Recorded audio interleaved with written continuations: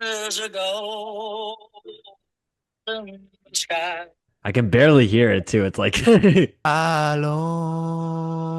Alone, you'll never walk alone. Fitting intro.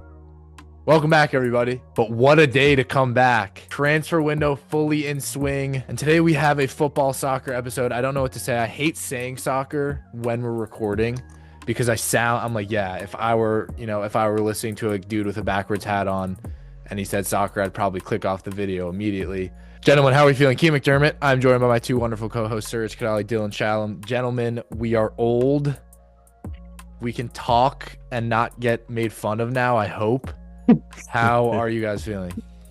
I'm feeling good about that because I was the main person that got ran on for that. I'm really excited to get back to soccer. And like you said, what a day to do it. Wirtz deal just confirmed. We've already had a lot of action in the window, although it started like what, 10 days ago. So Yeah. excited to get into all of that. Well, on that note, why don't we hop into what you guys all saw in the intro? As you may or may not know, I'm a massive Liverpool fan, and we just sealed the deal for Bayer Leverkusen's number 10 Bundesliga player of the season, Florian Wirtz. He was Bundesliga player of the season, right? Not this year, but I thought he year was. ago. Did he win 2 years in a row? Yeah, I'm pretty sure he won I this think year. Kane won this year. I It was I either think it Kane or was Elise. Wirtz. Okay, so that may be wrong. I swear I saw Leverkusen post it. Nevertheless, last year, same thing. Not really. But look, we'll hop into that first. And I think when you look at this situation with the Wirtz move, it's two-sided, right? Because you look at it at the sense of when we first heard this news, everybody knew Wirtz was going to end up leaving. After that Bundesliga winning season, he was not staying at Leverkusen. I was honestly surprised he stayed that next year. And the rumors are, arise that he is going to leave. You hear City, and that's kind of what we all thought might be the move. You're losing Kevin De Bruyne on a free. Wirtz seems to be a plug-in, immediate replacement for Kevin De Bruyne. Obviously, different styles of play, but pretty, one-to-one as it can get in today's game for a Kevin De Bruyne. I don't know if people understand how big of a signing this is for Liverpool, not only because of how good Florian Wirtz is and what he adds to this team, but what we have taken away from Manchester City for the next 10 years. Florian Wirtz, for those who have not watched him, is arguably the best attacking midfielder in soccer right now. Again, he was not in the Premier League, so a lot of people will say it doesn't count until, he has a season in. But to me, and I was saying this before we started recording, this is the most impactful, biggest signing since I've been a fan of Liverpool, which has been for over 15 years. Um, you look at not only the price tag, but just a team that dominated the Premier League, and then to go out and get a player, which I think you could argue, besides maybe some of the name strikers, is the best player in the market. And I don't see how any other team could top this signing. But I just think for that facet of you take that away from City, you add that talent to an already fantastic midfield of Liverpool. It is just checks all the boxes. And I think if you're Premier League teams, you're shivering in your boots to this signing. Liverpool getting Florian Wirtz, I think, is terrifying if I was any other Premier League side. Salah's back. Van Dijk is back. And as a fan, I cannot be more happy. Gentlemen, as more not fan parties, how do you feel about this signing? Well, I mean, it's terrifying for any Premier League fan to see Florian Wirtz go into the Premier League champion off of the season they just had. Now, keep in mind they did lose Trent Alexander-Arnold, and I do expect that to be a uh, Noticeable. harmful byproduct of the offseason. But bringing in Wirtz, well, I don't think it necessarily plugs a hole. It just is, it creates an awesome problem to have where you have four center midfielders battling for two spots in each the defensive and attacking quadrant. And then you have Salah, Diaz, Jota, Gakpo, whoever you need to play on the wings, all battling each other for that. It creates so much squad competition. And because Wirtz is as good as he is, he's an automatic starter. There's no way you can get him out of the lineup. Him and Salah are going to have one of the most fruitful partnerships in the Premier League with the way that they play together. Wirtz is a very incisive passer. He's a very good late tracking runner. Salah, very good getting in behind. good at finding those late tracking runners. I wouldn't be surprised to see 10 goals, 10 assists between the two of them to each other. Yeah, I mean, you talked about the loss of Trent Alexander-Arnold. Although this is like obviously very different positions from a right back to like a 10 slash left winger, it actually kind of weirdly is a plug and play because I feel like what they're losing with Trent Alexander-Arnold, one of the best creators in the world, you're replacing it with someone who one of the few players in the world who I feel like can match that with Florian Wirtz, someone who has is maybe the best creator in the Bundesliga outside of maybe Michael Elise this year. Just Verts, and it's not close. Yeah, I I was mean, gonna say. Elise. No, I no, mean, I Elise is recognize, but underrated. Olise is underrated, but he's more direct. Verts is a much better creator. Yeah, I agree. I agree. I agree. I'm just saying, just because Elise was the best, did lead in big chances created in the Bundesliga by like 15.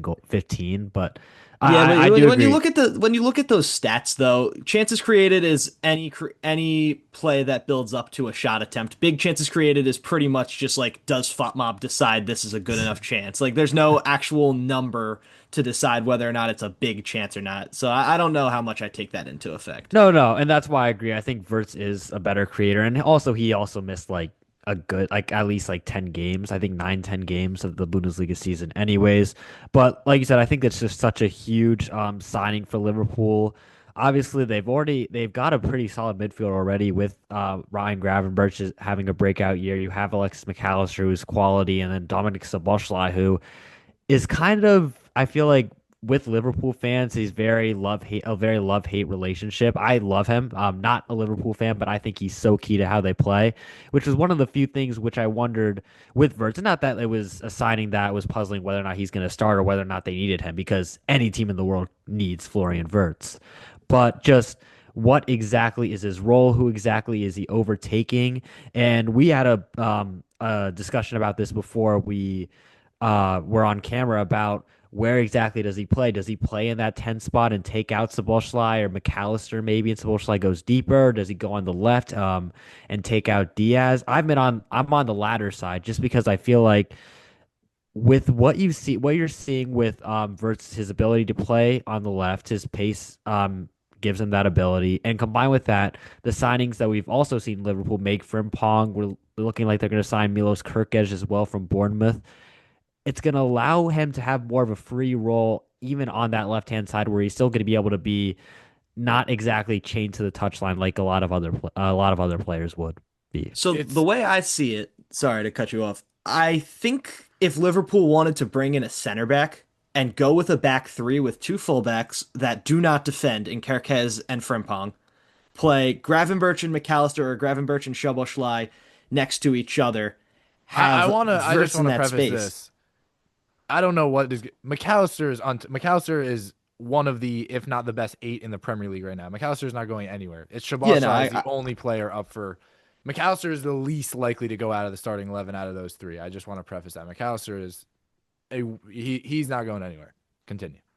no, that's fair. I was more just saying like it's two of those three. I'm fine saying McAllister's the best of them. I think they're him and Gravenberch are pretty up for grabs. I agree. Szoboszlai is the most replaceable.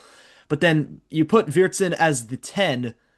You have Salah and whoever you want to choose as the two players in a forward position. Doesn't necessarily have to be a pure striker. It could be more wider attacking players, and Wirtz can fill in as a false nine. I think that might be the way that they want to play given the moves they've made.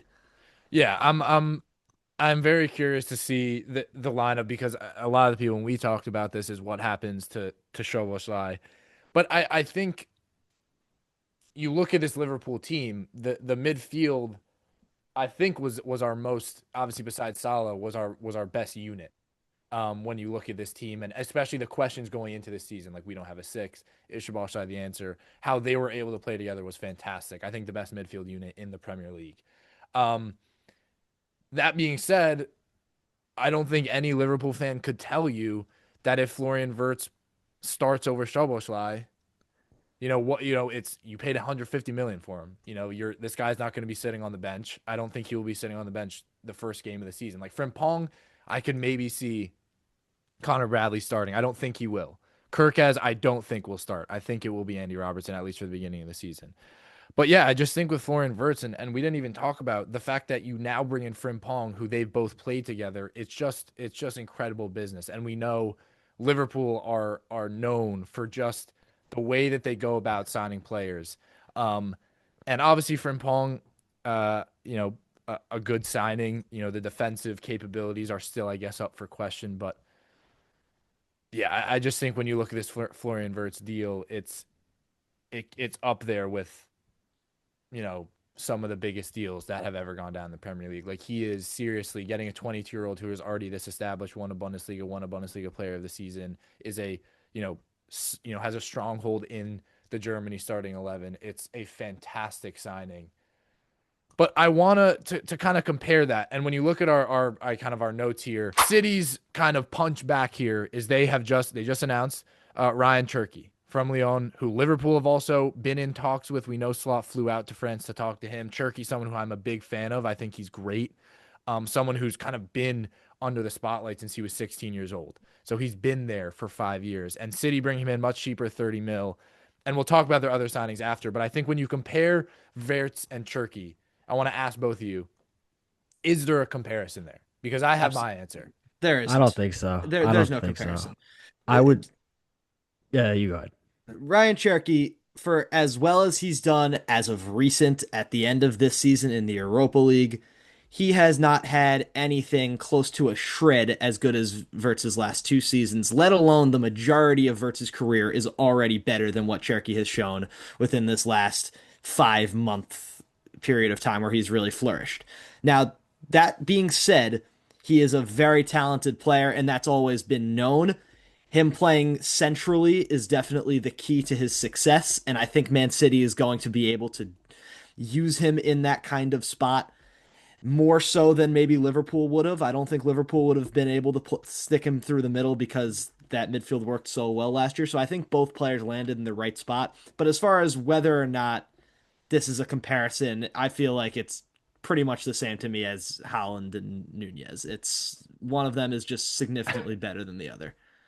Yeah, I agree. I think with Cherky, it was probably maybe it is a really good signing. I do want to say that for 30 million, I do think it is a steal because just looking at the advanced numbers, Cherky is it says that. I mean, just I saw like a chart that apparently was like I don't know what it was. It was on Twitter.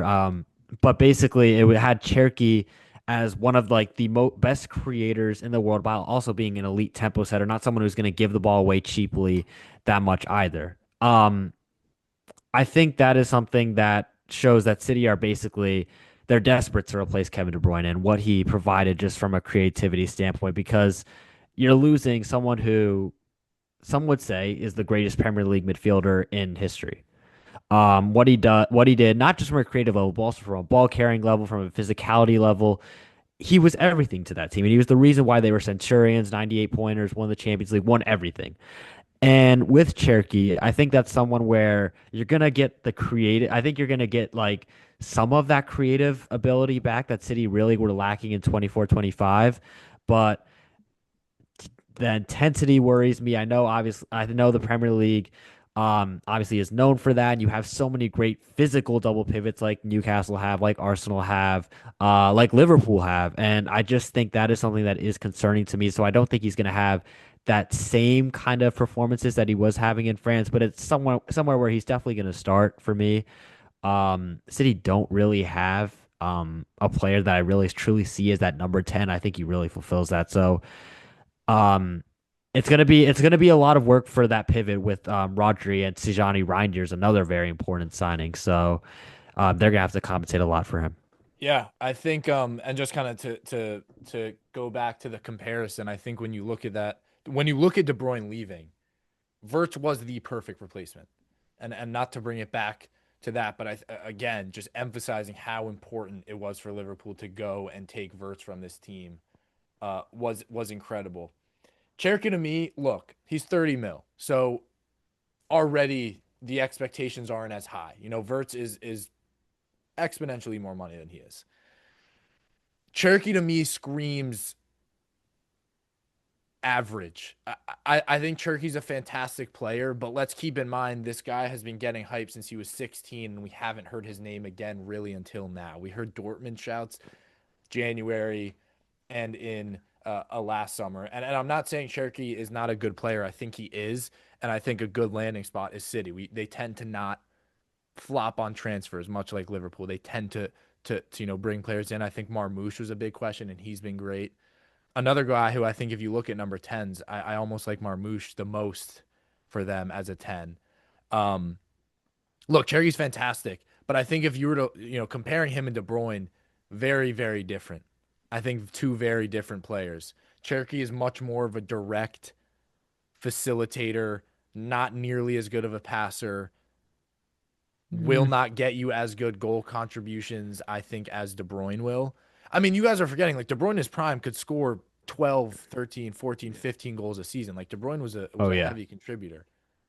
Um, so that's my comparison with that signing, is that I think Yeah. Cherky is good, and I think he's a developmental piece. But let's not forget that he's been in kind of the spotlight for this long. I mean, you saw him against. I disagree with the notion that he isn't special, just because you saw him against Spain. They come on 5-1, game's already over, according to everyone. He generates 3 goals by himself. Obviously, that screamer he hit for I believe it was the second goal. The assist, I believe, to Kolomwani was the fourth one, and then he generated a pass that led to an own goal as well. So I do think I think technically, like, he is one of the most gifted. He will be one of the most gifted players in the Premier League upon his arrival.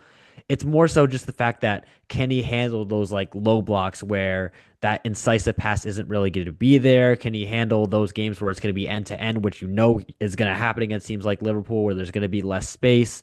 Because international football really suits his game perfectly, and obviously, I think also coming off the bench helps as well. But can he do that for a full Premier League season, or at least most of the season, and maintain that kind of impact in March, April, May? To me, what's curious is that I find him to be a very similar player to both Phil Foden, to Savinho. Yeah, I think these guys are all coded in the same kind of way where they all have trouble beating the low block. They all are really high quality players with very clear weaknesses against lower Premier League teams. And even against teams like this season, Arsenal, who sat back and did not allow for teams to play intricately, and they did not allow for Erling Haaland to go on a run and beat them in behind.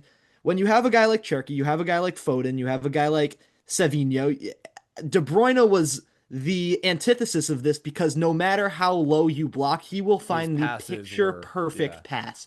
You Either can't, that, or if you don't give it up, then he then he just takes a fires a rips. rocket for Yeah, yeah. but you don't have that luxury with Cherky. And not to say that he can't become a very, very good attacking midfielder. No one's going to be able to replace De Bruyne. The best thing you can do, in my opinion, if you're City, is either empty the bank for Florian Wirtz, which they probably tried to do but couldn't pull off, or you have to find someone that plays in the same kind of mold as Kevin De Bruyne. And in the world, there really aren't that many pieces that are late tracking runners that are able to make that killer pass. The only player in the world right now that I would say even holds a candle to that style of play, not even to say that he is close to as good, was this season Scott McTominay in Napoli. That's the only player that I saw that played similarly to Mhm. Kevin De Yeah, Bruyne this actually, year. Funnily yeah, enough, they're probably going to be playing together this season. yeah. Mm. It's very curious to see how Cherky and Foden and Savinho and all these players kind of rotate within each other. Marmoush as well, Grealish, I would probably Grealish, Yeah. Doku. yeah, All these exactly. guys are going to be Oscar Bob. Oscar. I'm excited to see how Underrated. Yeah. Oscar Oscar Bob's Bob does. fantastic. Yeah. Mm. Well, Yeah, I mean, that'll move us on to City. Let's discuss City now, kind of more holistically. Look, they bring in Tijani Reinders from AC Milan. I think fantastic signing. He was more expensive. At least he was 60, 70 million. They bring on the other Ryan, Ait Nori, the outside back from Wolves for 36 million. And then obviously they bring back Pep Linders to the Premier League as an assistant, and Man City legend Colo Torre, maybe not legend, but good player, back to the club. And that's I think the question that we're at now because I think if you're Man City, you're at a crossroads now, right? Like you're losing Kevin De Bruyne who has been this team's identity and intimidator and impetus for so long. You know, he has been the guy. When you look at City, it's him and Rodri kind of stepped up, obviously Holland with a bit of a down year, but losing Kevin De Bruyne is massive. And I'm not sure if people are realizing that. I think people are, but it is a huge loss for a team that severely underperformed when you look at this past season. And we've seen this happen to Liverpool and how they bounce back. And City, I think, are doing a good job. But when you guys kind of look at what they've done so far, and I'm sure there will be more moves to happen. I wouldn't be surprised if they bring in another defender. Um, but look, now you have that low block of Reinders and Rodri, which I think is fantastic. But where does Ait Nouri fit? You have Gvardiol, who I think has been good. Ait Nouri is not as much of a four-back defender, much like Kirkez, who's gone to, or no, Kirkez plays in it, but stylistically. And then you bring in an established coach in Pep Linder. So I think they're on the right track, but it is a big crossroads for City now because it's you're still in that, as we like to say in American sports, that obviously that championship window, and in soccer it's much larger or much longer. But the moves they've made so far, what do you think this indicates for this club? Yeah, Yeah, just to go back with the Kevin De Bruyne stuff with one more point. I don't know if you guys have seen that video of Pep with Aguero after he was leaving. We cannot replace him. yeah, You cannot like there is very few. I don't know how many players you can name in the history of soccer where they were one of the best ball carriers in the world, the best creator in the world, maybe outside Messi, obviously, but and one of the best finishers in the world from midfield. Just everyone talks about Rodri obviously tearing his ACL, but that is the real thing that they are really trying to replace. And you can see it now where before towards the end of when De Bruyne's prime, they were kind of Pep was trying to make a lot more defensive signings because they knew they would be able to maintain that offensive output because they had De Bruyne at the 10 and Holland up front. Now you see with Ait Nouri being brought in, the signing of Ryan Years as well, another guy who can play in a pivot but also is great at ball carrying. They're trying to replace him on the aggregate, it feels like. And I think it is. They're gonna be it's gonna be more akin to the later 2010s City, like when Pep just started with them, where it's gonna be box office, like a lot of goals, great passing, and then Holland's gonna eat. I wouldn't be surprised if he breaks the goal scoring record again for the Premier League. One thing I'm interested about the Ait Nouri I sign, would. like you say, Kian. Um, I th- I don't know exactly if he's gonna start, or what exactly his role is, because I don't think I see City going to a back three. I know that. Gavardio, I feel like he's someone who is an undisputed starter there. He was good at left back, wasn't the greatest defensively, but maybe the plan is to switch to a back three with him, Diaz, and Kusanov, but uh. That's definitely something that is interesting interesting to me, and I do think that he is someone who's going to at least start on the bench. I think they do want to maintain a little bit of that continuity with that back line, with Gvardiol at left back, Diaz and Kusanova as the center backs, and uh who would play right back? Kanji, O'Reilly, Ake. Kanji, Mateus Nunes would Mateus play. Nunes. Yeah, that's weird. They don't really have like Yeah, a that's really what I was they gonna say. yeah. I mean, if the window ended today, which it hasn't even started technically, so it's not worth putting all of our apples into this team. But if, for the sake of argument, the window ended today, they shielded the wrong youngster and they covered the wrong coast. Nori is not a starting viable left back in a back four for Man City because Gvardiol's better. And if they were trying to push forward a young fullback, which is what I believe they are doing with Rico Lewis, it should have been Nico O'Reilly. Nico O'Reilly is a much better defensive player than Rico Lewis. Mhm. He is a much better creative player than Rico Lewis. He scored a lot at some points in the season. I don't quite understand why I haven't heard anything coming out of the right back front unless they're trying to turn Kusanov into a full-fledged right back, which I wouldn't be particularly excited about if I were a City fan. So I mean, I'm sure there's something that's going to come, but that spot again, since they lost Walker, has just been something that they can't really fill. Yeah, and it's the constant rotation of is it Akanji, is it Nathan Ake, is it O'Reilly? They haven't had, that full-fledged right back. But yeah, I think it's an interesting story, and I think this next season, obviously Liverpool will be the favorites, but and once we get to the end of the window, I wonder where City will fall in terms of people's predictions because I think a lot of teams are going to get better, and I don't know if City. I could see a similar season to this year.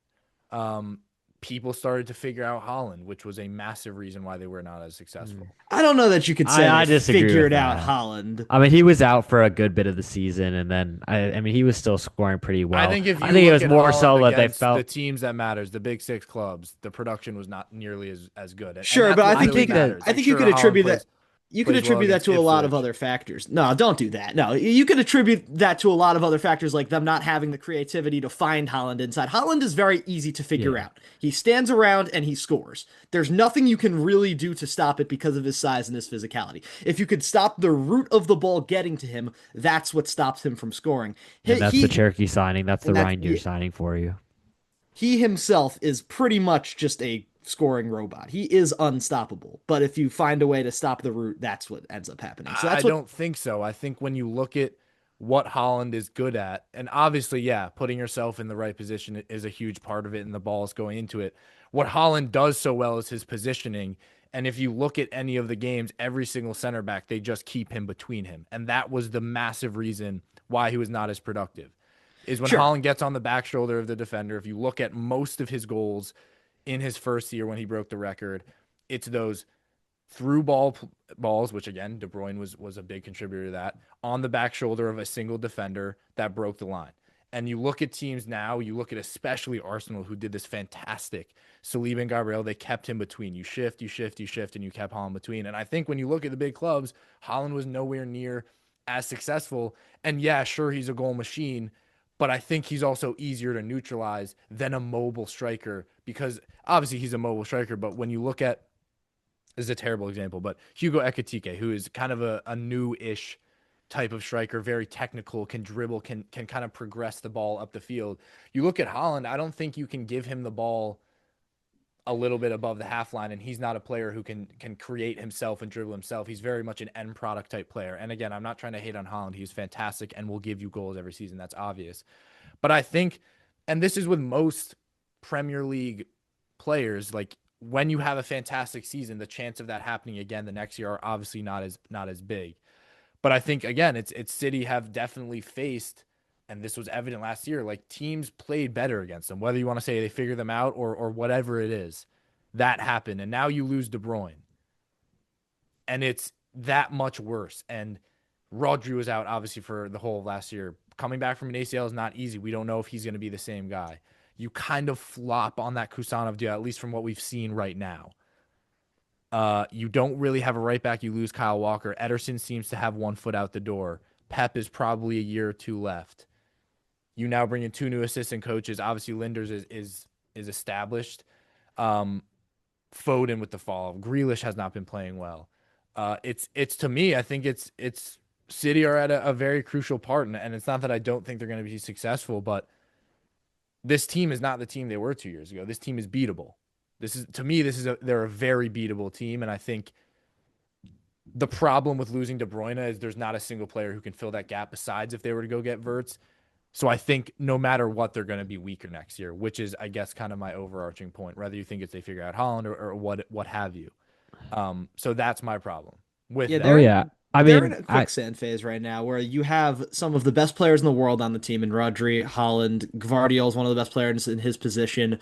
There's a bunch of other guys on this team that are established studs, but it's not what it was. They know it's not what it was, and in my opinion, what they did, other than to Johnny Renders, who was one of the top 15, maybe top 10 central midfielders in the world, every other move that they've made this offseason is kind of just throwing a player at the problem. I think they really do need to go back in and try to redefine themselves as a team.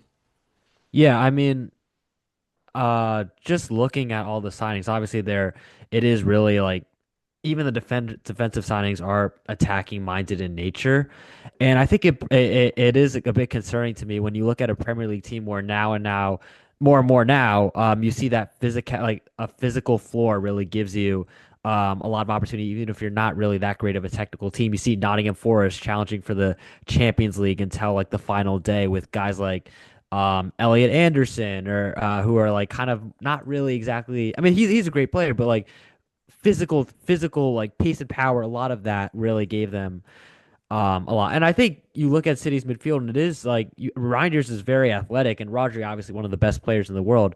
But that the physicality of that double pivot is something that is a bit concerning to me, especially considering when you look at that back four, which already I'm not saying I'm not but concerned no, about that at but all. but look, I'm not concerned about Rodri as an individual player. I'm not concerned about Reinders as an individual player. And I think even as a functional double pivot, they'll be one of the best in the league. But I think when you're going against, say, you're going to St. James Park, you have to go against Bruno Guimaraes, Joelinton, Tonali. You're going to the I Emirates, mean, you have to go I against would say that, Declan Rice, Zubimendi. but Zubimendi's not in the team yet. But He will be.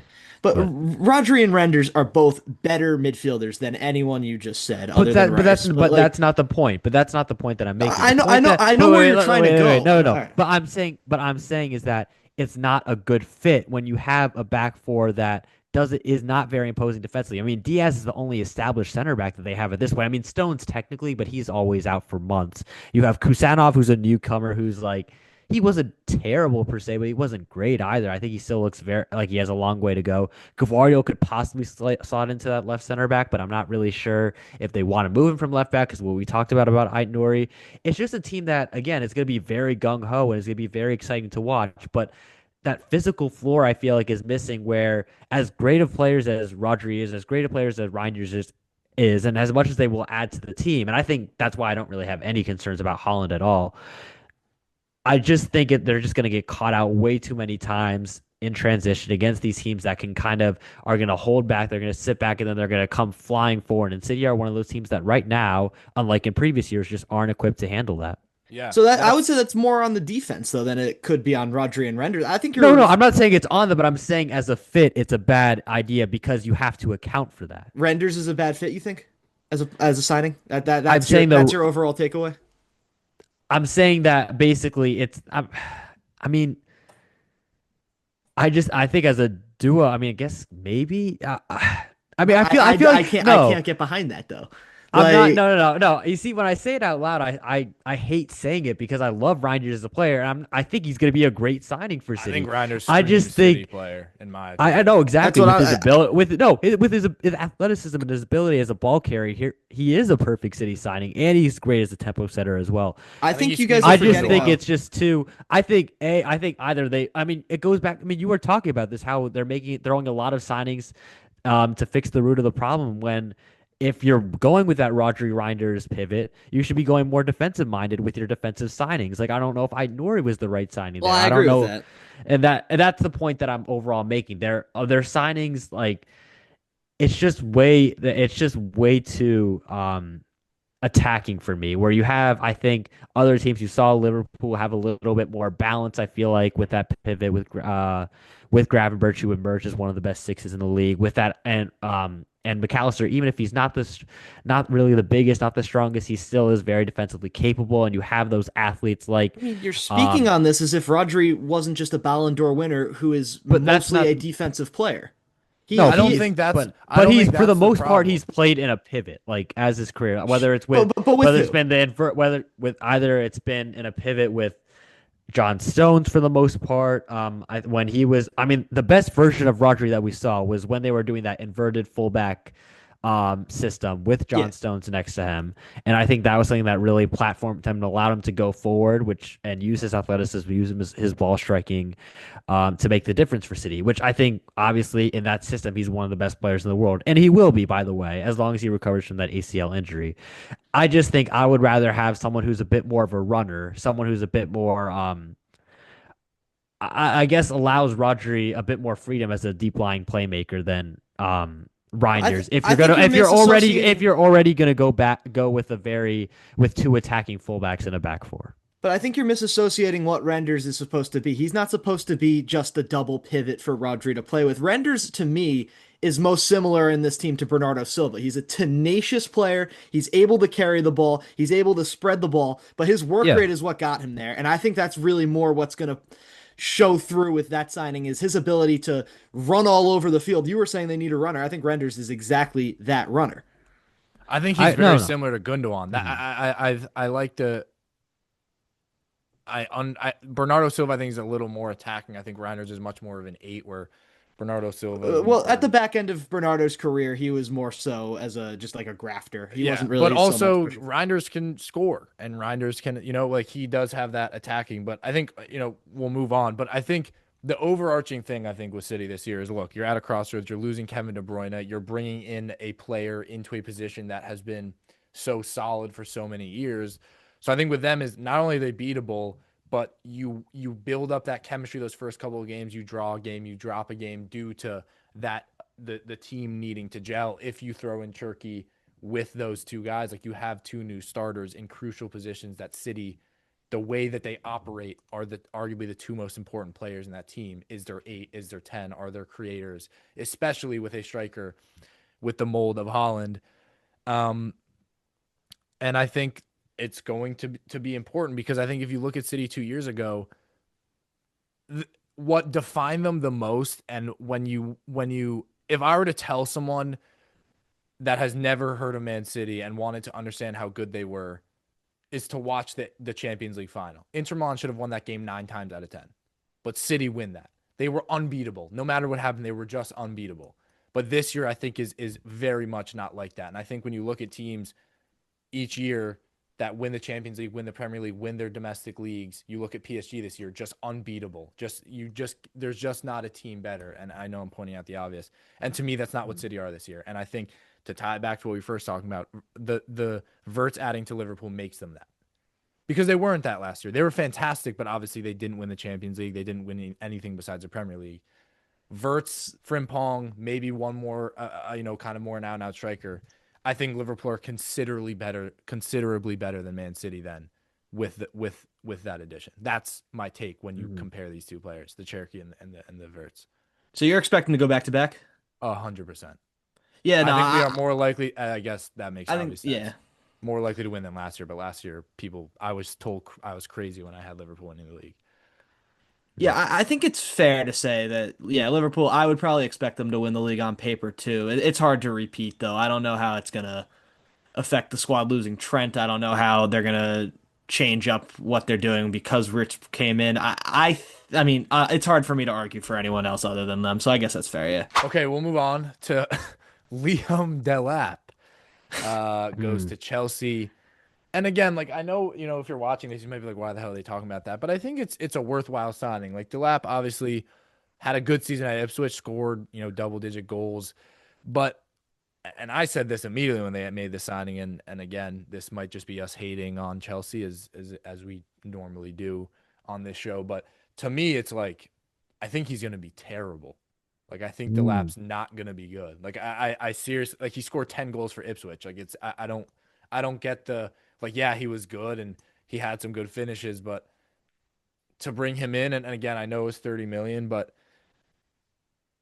I Chelsea continuously do this. Like you need a goalkeeper and you go sign Philip Jorgensen for 30 million and never play him.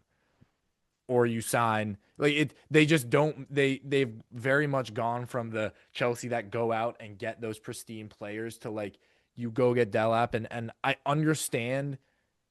I'm not trying to hate on the signing that much because I don't think it's a terrible signing and maybe I don't think Delap will be terrible, but it's like Delap, Ian Jackson or Nicholas Jackson. Why I say Ian? I do this all the Hmm. time. Nicholas Jackson, excuse me. To me, it's like what like I don't. And they're rumored to still have go get another striker. Like Chelsea's transferring in these recent windows is just mind boggling to me. I just don't get it. Yeah, I mean, Um, I like how you put that with Jorgensen. To me, Chelsea is just like the kid who needs all the toys in the world, exactly. and then they can't play with them all. Like Pedro Neto is on Chelsea, and he played a lot this year.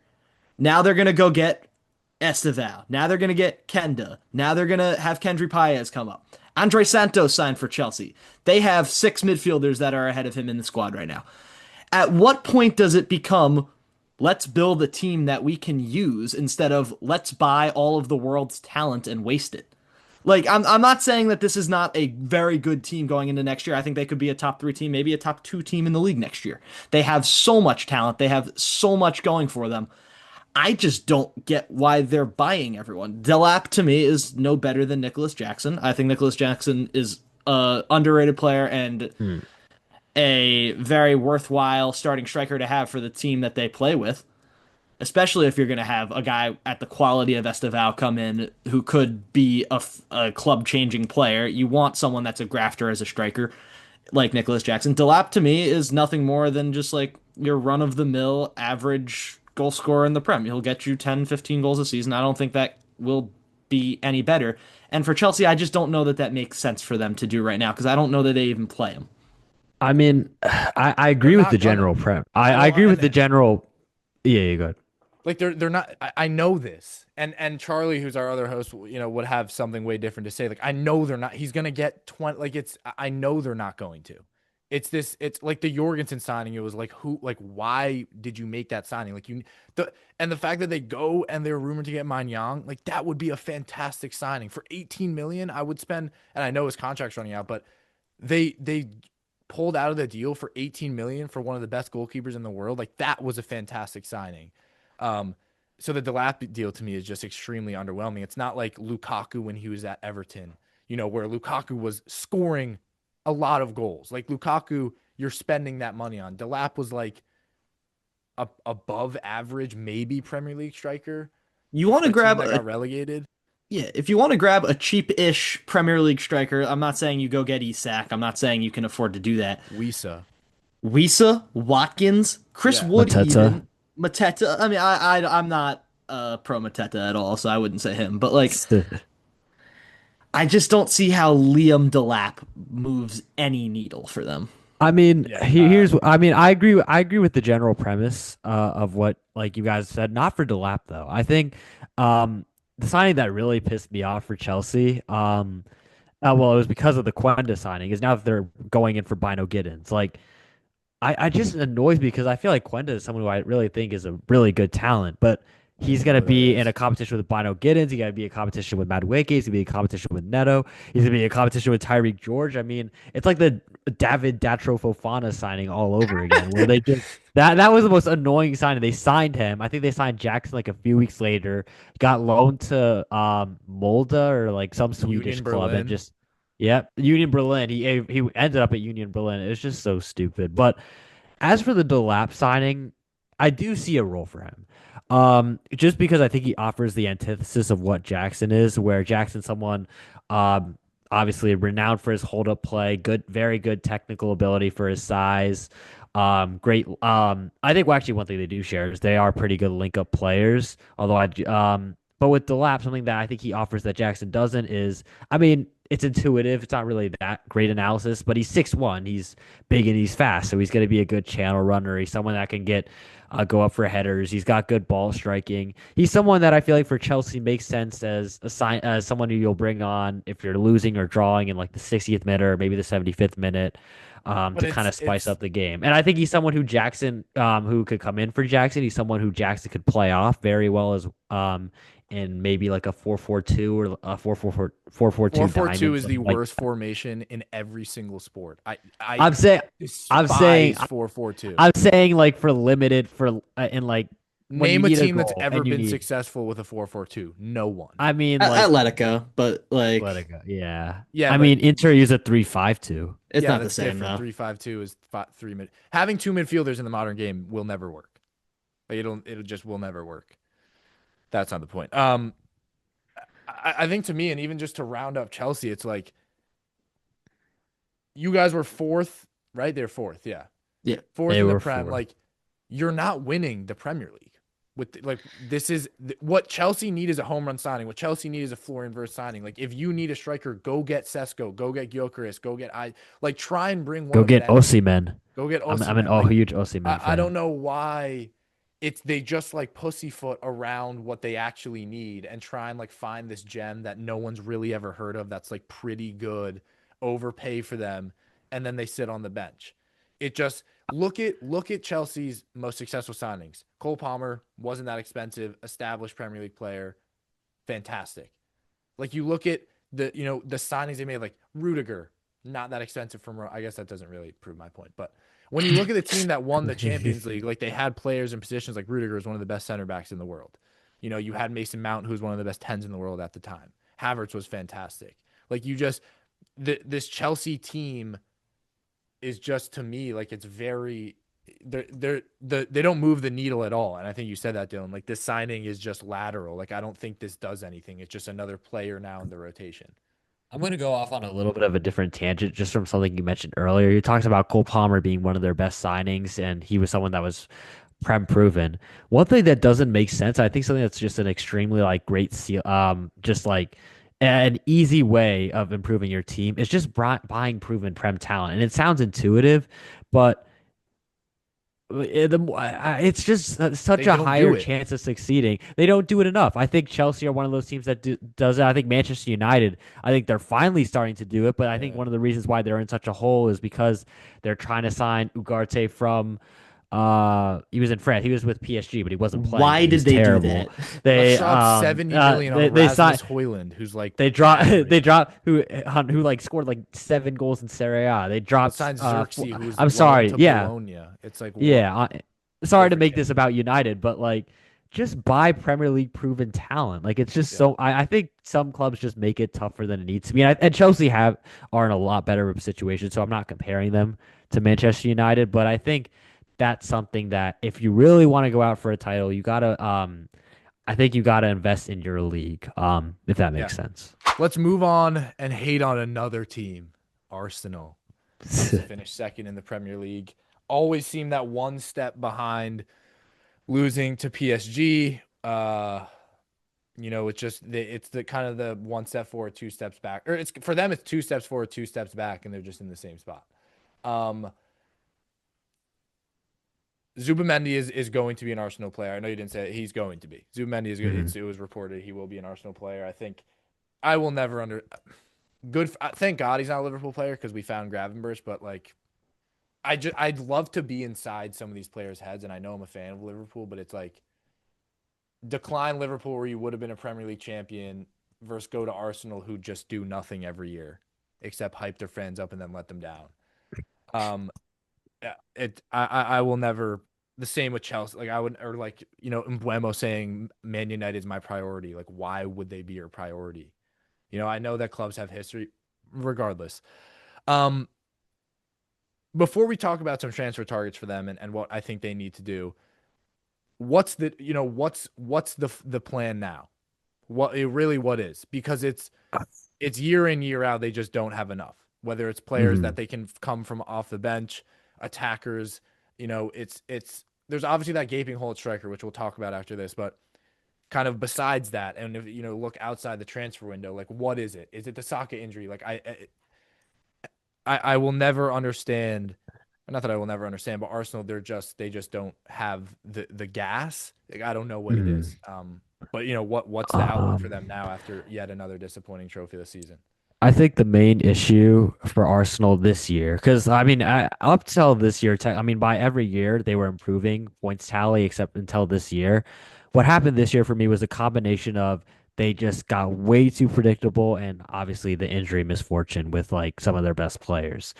And I think the first one is the really one I want to focus on because everyone talks about the injuries. Obviously, Saka getting hurt, Odegaard getting hurt, Gabriel, and obviously a huge impact and a reason why they fell short this year. But they were just I think the problem is that they've just I remember 22-23 Arsenal was probably one of the most if not the most free-flowing team in the world that year where you had Gabriel Jesus there at the false nine who was not obviously the best finisher but he allowed so much unpredictability where could he drop deep and overload the midfield would he go out wide so one of the wingers could come inside and then you had that midfield where you had Partey and Xhaka one of the best pivots in the league but you also had Zinchenko who can invert as well it was a lot of unpredictability about what they would do. And now it felt like this year the plan was get it out wide to Bukayo Saka and hope he can make some creative magic because obviously we know Odegaard did not have his best year, not even close, and he really was creatively off it. So that plan was to go to Saka and hope he could make some magic. And once he got hurt, it was already not a great year, but that basically was the nail in the coffin for them.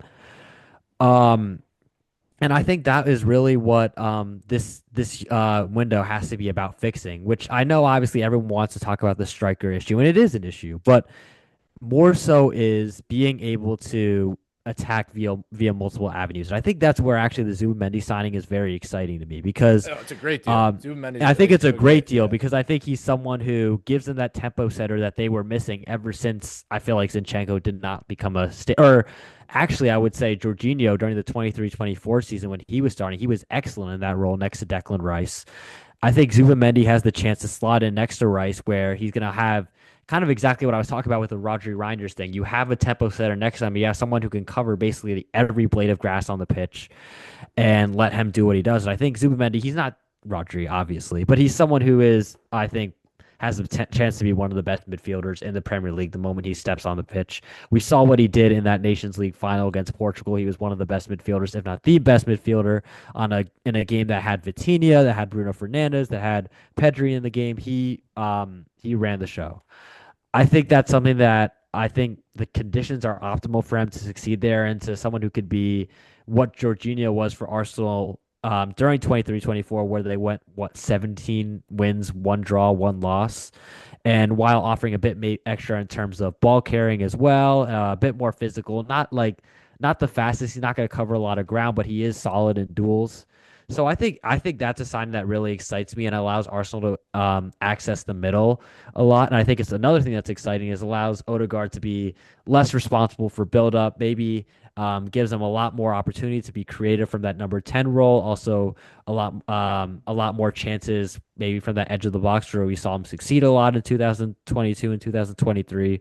So I think that's something that really might end up being the most consequential move for Arsenal, regardless of what else they do.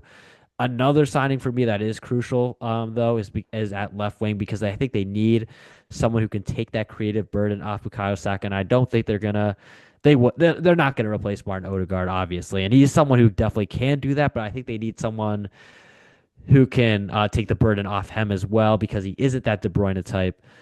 So I think that's something that's an interesting move. Yeah, I think the problem that Arsenal had last season was they tried to define themselves too defensively over the course of the entire season. Arteta was very comfortable sitting, letting the game come to them, and not really imposing the will of the team. You said it yourself with the Saka creativity lapse. There was really no one other than him that could do much in terms of break down a low block or even beat a normally defensive team. Which is surprising because I feel like Martinelli should be that But guy, he's a you know? transition player. Martinelli's not Exactly. like a No, I great I know, but mean, I just creator or feel like anything. when he was kind of coming up, I thought Martinelli was it was a disappointing year for him because I really think Yeah. he should be the left I think wing. he's a great player. He's just grossly misused where he's being asked to be a touchline winger, but he needs to be closer to goal, kind of have more opportunities to be kind of in front of goal, and he just doesn't have that. Yeah.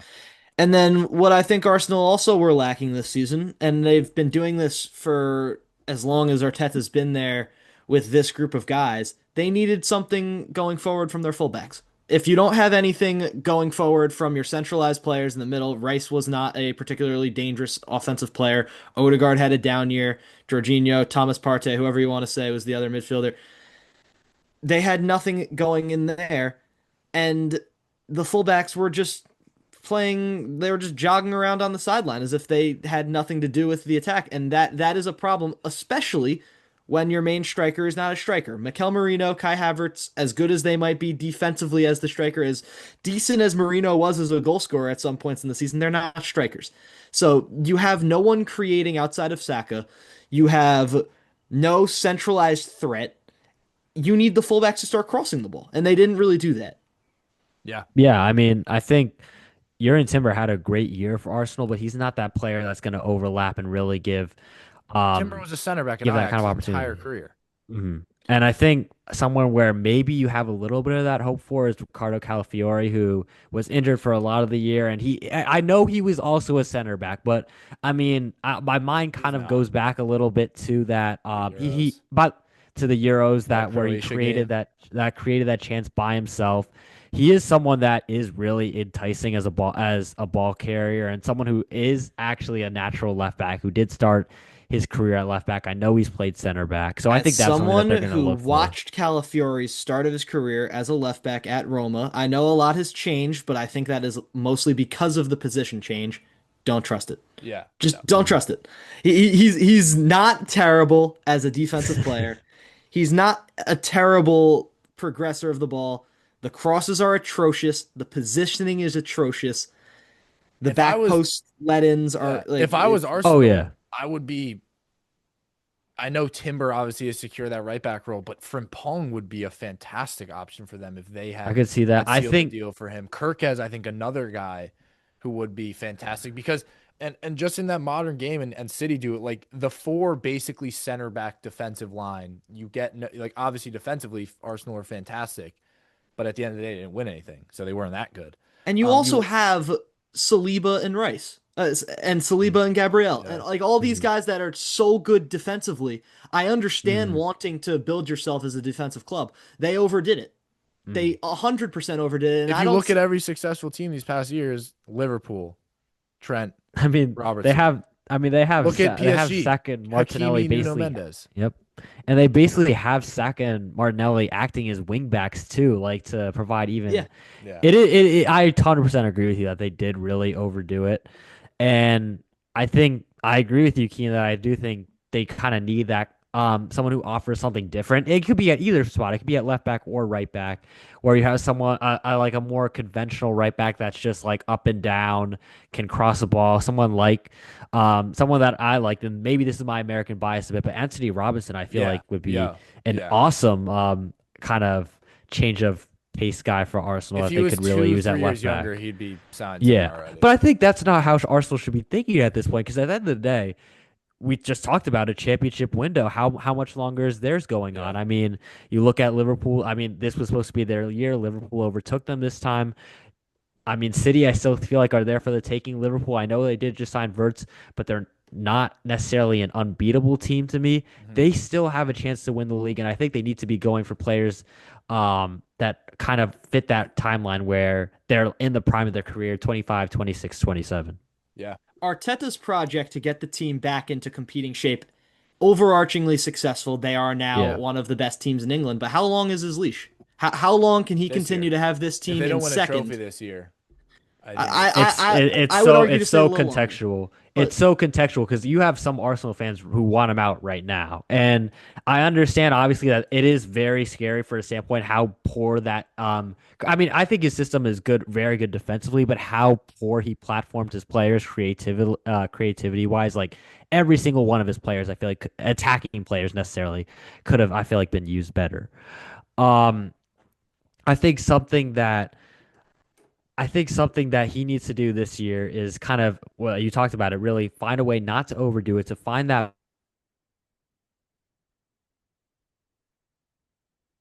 defensive midfielder. He's someone that is going to offer something in terms of creativity wise, where he's going to play those forward passes. He's going to carry the ball a little bit as well. Um, so it's a sign that I like, especially, and this is something that I think is really key, that they go to a double pivot because we saw last year they went to a 4-3-3 where they had Rice as an 8 as a left center a central midfielder, and just having Declan Rice, who I feel like is one of the best, if not the best defensive midfielder in the league, playing as a player in the pockets. It's just something stupid where you can have him in a pivot where he can carry the ball from deep and at the same time shield the back line. So I just think that misuse of players has to be fixed this year. I still think if it does, they have a serious chance to compete for the title. yeah. Last thing before we move on, you are Arsenal's. The I think the glaring gap, and I do think what you guys said, the misuse of players is big, but I think the other percent is, and I know it's a mainstream problem, is the striker. If you're Arsenal, you yeah, Mhm. need a striker. Like that's what it is, and it's kind of come down to two names as we've seen it: Victor Gyökeres, the Swedish phenomenon at Lisbon, and then Benjamin Sesko, who seems to be a little bit more of a project, but shines as bright as ever at RB Leipzig. If you guys are Arsenal, and let's say they have the money because they do, who is the guy for you? Because there's the two arguments. Like obviously Gyökeres is fantastic, was good in the Champions League, but it's yes, he was playing in Portugal, which I think people don't talk about enough. Like obviously his production is no matter what the league was incredible and attractive to any team. And then Sesko, obviously not as much production, different striker. Gyökeres is kind of more of an older style. Sesko, I could see why he might fit Arsenal's mold a little more, a little bit mobile, can run the channels probably a little better than Gyökeres is, whereas Gyökeres is just that pure finisher, which also, if I'm an Arsenal fan, I could see the attraction towards that. Like, we just need someone who can score us goals, whereas Sesko might be more of a creative player, not score as much, but cause more problems consistently for teams. If you guys are Arsenal's kind of management, who is the guy you're targeting and why? Well, for me, it would be none of them. I'm not falling for Benjamin Šeško. I don't think that he is But even a that's who world they've class narrowed it striker. down to. Yeah, so of the two, it's Gyökeres.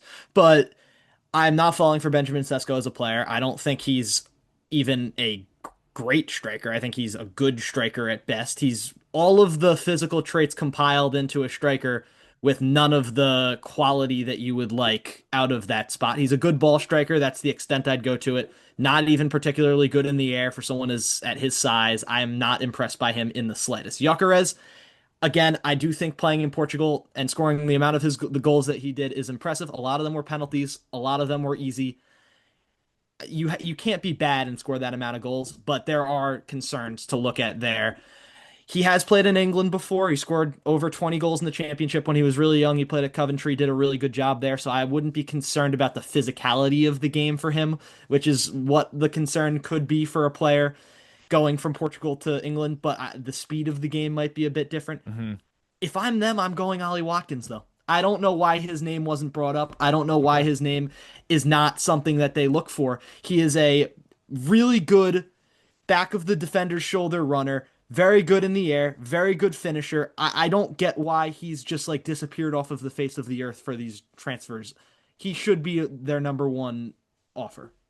I mean, funnily enough, I actually kind of agree with you. I think my main issue, I actually do have a bit more concerns about Gyökeres, just for I feel like the way Arsenal play is where you talk about his main thing, his game, his bread and butter is transitions. His running power, his size, his speed. He's gonna leverage that against basically any Portuguese center back, and he's gonna win that.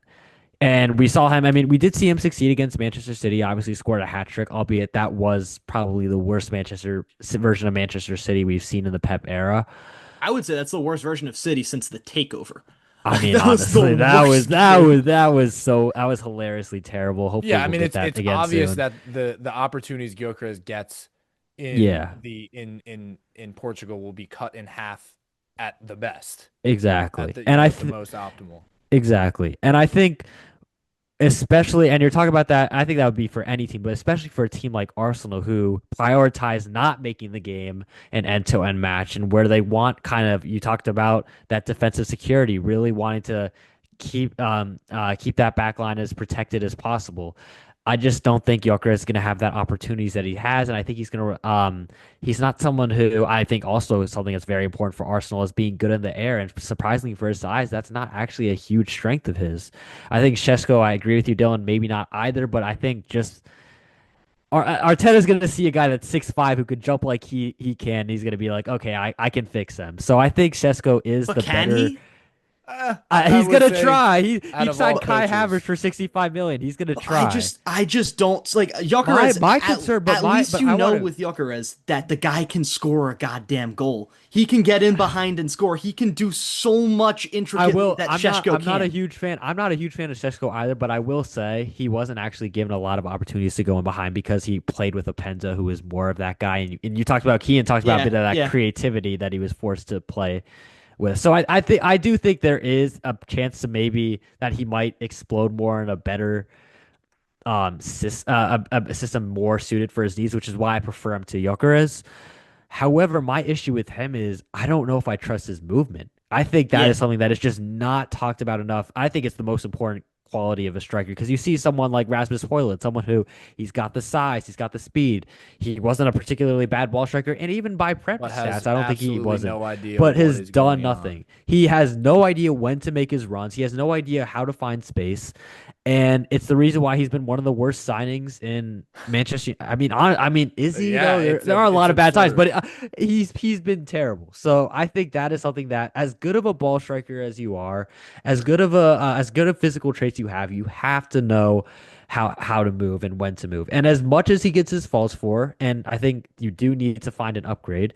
That is something that Kai Havertz is actually very good at. Something that even though he has a very poor conversion rate, he is going to get a lot of opportunities because he knows where to be. He can get on the end of headers. And I think that's something that Arteta really does value, and I wouldn't be surprised if he ends up, even if they do sign one of these guys, if he ends up getting a lot of starts for Arsenal this year.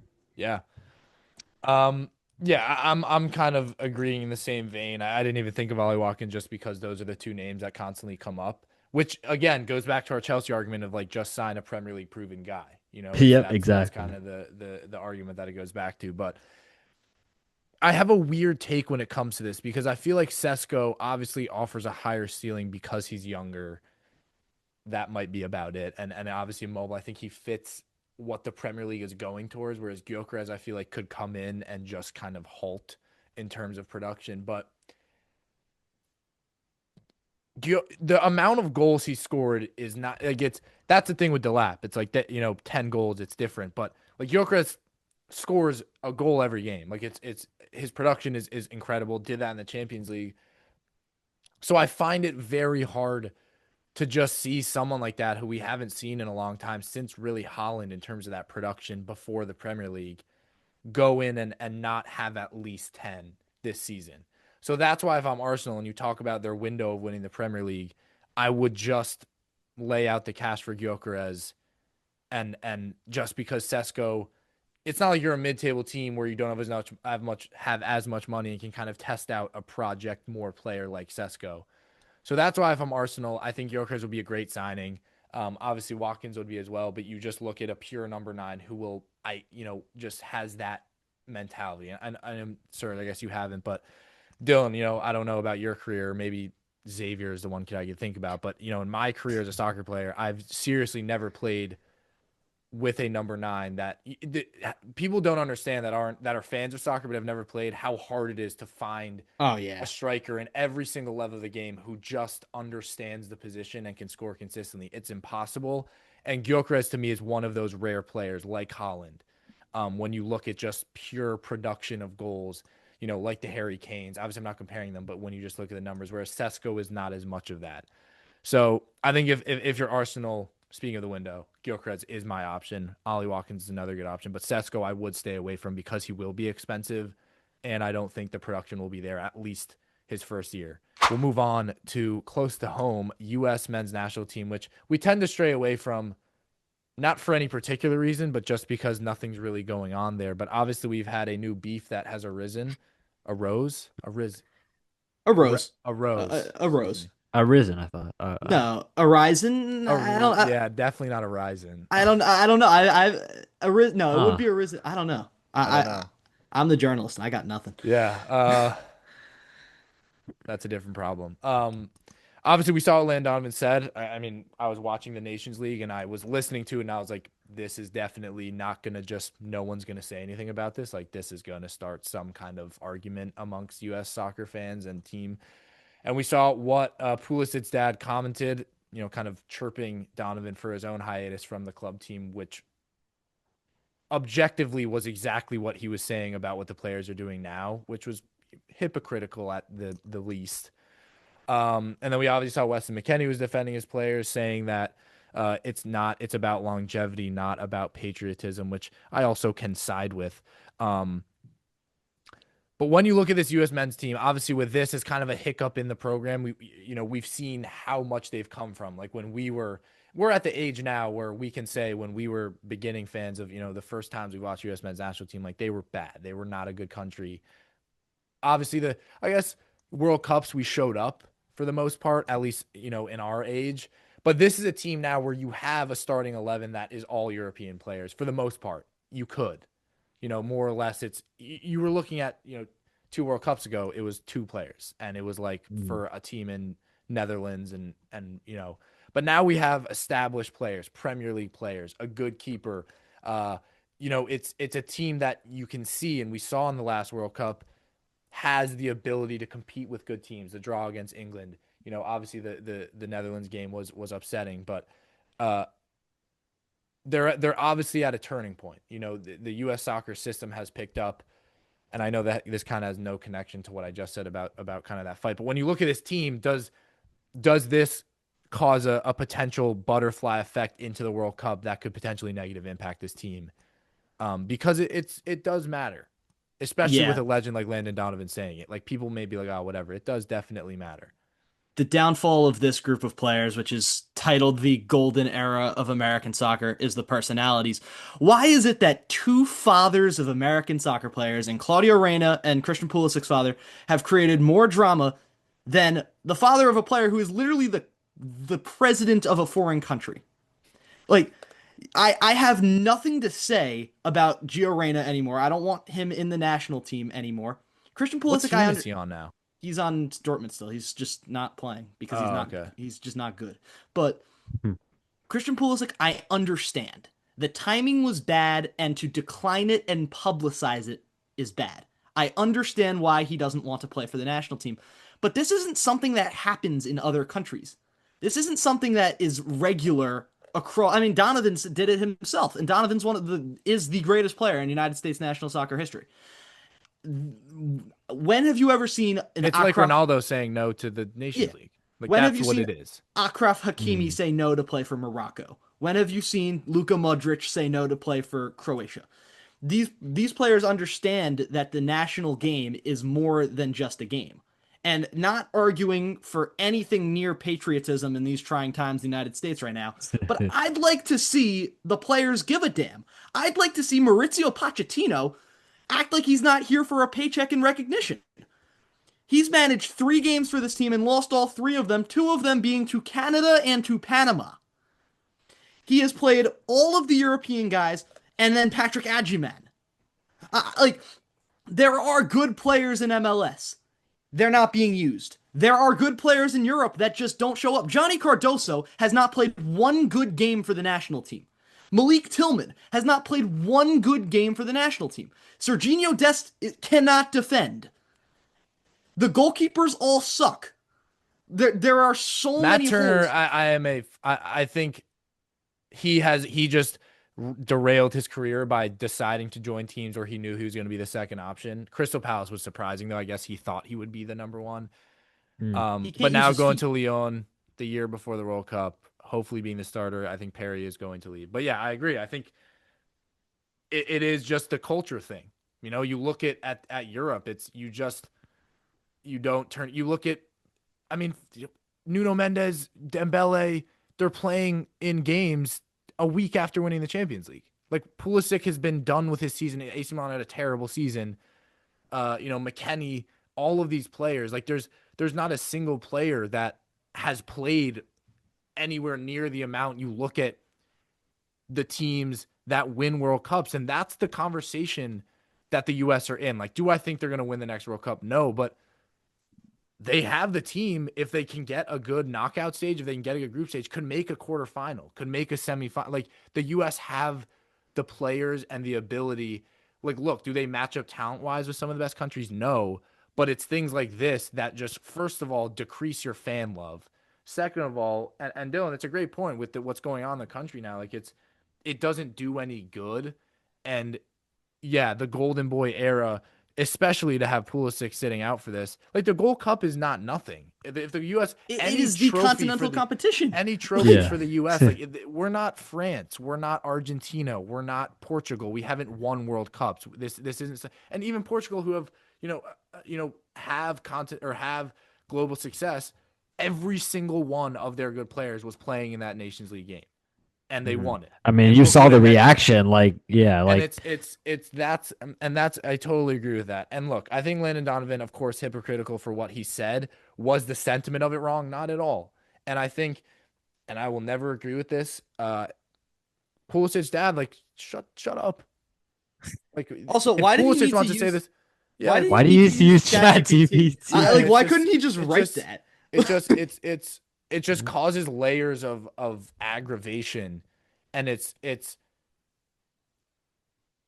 the way he did it. It's much different than going on the news and doing it. Like posting on Instagram, he knows that he's doing this for publicity, and I don't know. His son's a famous soccer player. I'm sure he probably doesn't have a job, so he probably just lives off that and maybe was bored. But Dylan, you're totally right. This is not a thing in other countries. Mhm. Friendly, any cup you play. You look back at the teams for said that like there was two European players in the World Cup 2014 squad. I think there was three. Jermaine Jones, Clint Dempsey, who was even back in MLS at that point, and Michael Bradley. Those were the guys that were in Europe playing for the US. And The rest of John Brooks as well, no, and and Julian Green.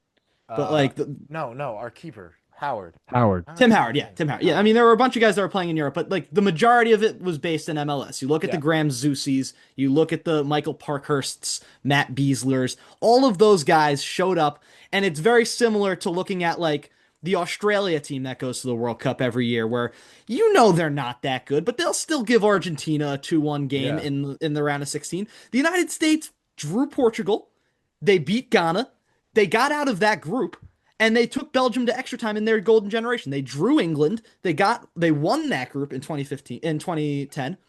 And then they missed the World Cup when all their guys started fleeing to Europe because they lost the sentiment of what it means to be the American national team. They don't have the grit to go out there and play together for a joint cause. All these guys, Weston McKennie shows up to every training camp and he's out of shape. He doesn't want to run. He goes to the club. He doesn't know what it is to play national team soccer. I could say a lot about Tim Weah right now that I don't really want to do. Like, there's so many players on this team that I just don't like, and they just don't do what it means to play for this national team. The guys that do, and I'll give their credit, Anthony Robinson, Yunus Musa, those guys show up and they play, even though they were not born in the United States. Pulisic for the most part. Pulisic for the most part. That's why it's hard for me to get mad at Pulisic, because for the most part he bleeds red, white, and blue. But And he didn't say anything. he didn't say anything. He's probably like, yeah. He's probably like, he's probably right. Like, I'm sure he was pissed at his dad after he said that. Yeah. Tyler Adams, another one. He Yeah, should be yeah, captaining yeah. this team. He'll Yeah. never let you down. Yeah. But there's too many guys in this team that just take the opportunity to play for their national team for granted, and that needs to be stopped. And the buck of all of that goes past Pochettino because it was a problem with Berhalter too. It's all the federation. It's all of the inner workings, the bureaucracy of what U.S. soccer is, because it's all together tied to what MLS is and what the United States soccer culture is as a whole. It's all to make money. It's nothing about what they need to do to become the next global soccer superpower. They don't care about that. They just want to squeeze more money out of your kids. They want more mean, people to buy the jerseys and buy the tickets. I think what's sad, honestly, is that night in Trinidad was supposed to be the catapult, the lowest point that we trampoline from, and kind of it led to some change. And I think when we saw guys like Pulisic, like McKennie, like Adams start going to Europe, we're like, this is the start of a golden era. But it hasn't, because like you guys have already said, basically, it's just led to the team losing its identity. Like, I think what we learned from that 2018 team was we needed to invest in our own talent. We needed like better development, basically. And sure, the development has gone. I would argue that the development has gone better, It has. but what we've lost with that development, and what we've done is that we've basically outsourced that development to Europe, like to places like England, Germany, France, I believe as well. And it's just led to a team that just, like you guys have said, doesn't have an identity, and that's all been culminated with the hiring of Mauricio Pochettino, who, sure, he's a great manager, but he doesn't know what it's like to be the manager of the United States national team. I mean, Greg Berhalter, who I think we all wanted gone, probably understood that more than him. Hey.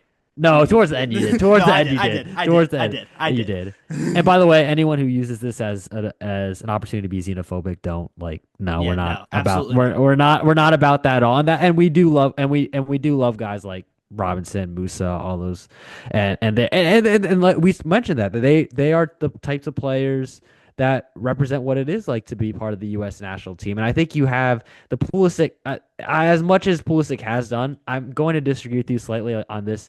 This is the guy that is supposed to be the face of U.S. soccer, and regardless of what he's done for this nation, Cristiano Ronaldo at 40 years old, after having already won a Euros and a Nations League, look what it meant to him after he won it at 40 years old. I just don't think Pulisic can be doing that. I just think it leaves a Ronaldo bad milks it. I don't taste. want to hear it. I was like, holy God, get I over mean, I this mean, guy. I mean, maybe, but at the same time, like he It means cares. something to him. It It means means like something, and that's the issue. And I think the MLS argument is really tired when you have Canada and Panama teams that have a lot of MLS players on their squads are beating us. So I just I think, can make a and this was something full team I of American players in MLS that I think would go out there and give you a better showing than what we've seen in the first 3 games of Pochettino. Not saying they should do that in the World Cup because obviously you play your best players, but there are players in this pool that want to play for this team. There are. Like Weston McKennie is the second or third best player on this team. Hands down. I don't want him starting. I just don't. I just don't. He doesn't show up. Like it's so unbelievably frustrating. It's Yeah. just and it's not going to happen because we're already too deep in the tracks. The World Cup is coming up. They never should have hired Pochettino. They hadn't gone away to play a game in I don't know how long with Berhalter as the coach. It was they went to Qatar and from other than that and their qualifying games, they didn't go away for 5 years.